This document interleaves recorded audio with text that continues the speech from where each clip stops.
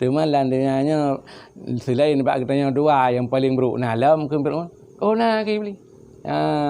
Kita memang paling buruk tapi nalam yang paling buruk bab katanya.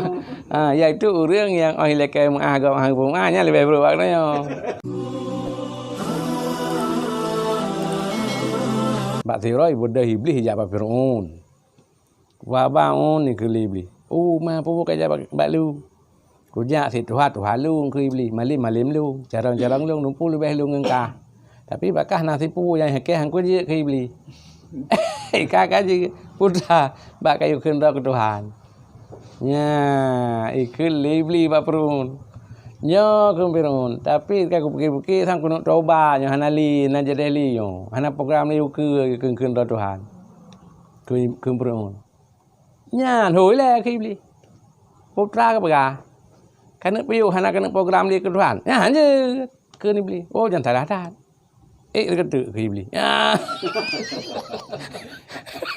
Jadi hanya piu. Jinoikah ka ibuh yum di masyarakat Mesir kaji hormat kaji agungkah ka macam dulu di masyarakat. Tak kalaikah ka program kena piu buat Tuhan. Gadah yum ke. Gadah yum hana yum keli. Gadah wibawa. Nampocak yang liu. Baik program kawan-kawan. Mia piu buat Tuhan aja. Gadah wibawa gadah yum. Anjir kibanti teman. Petun you. Jadi ke Fir'aun. Mia bak piu buat Tuhan yang baik ke ibi nasihat ke. Ibi nasihat ke Fir'aun untuk baik piu buat Tuhan. Jak but lam you. Lam you. Dudai yang li Fir'aun. Tak bodoh kah. Malam dengannya selain bab katanya dua yang paling buruk nalam ke Fir'aun. Oh nah ke iblis. Kita memang paling buruk tapi nalam yang paling buruk bab katanya. Iaitu orang yang lekai mengagam hangnya lebih buruk bab katanya.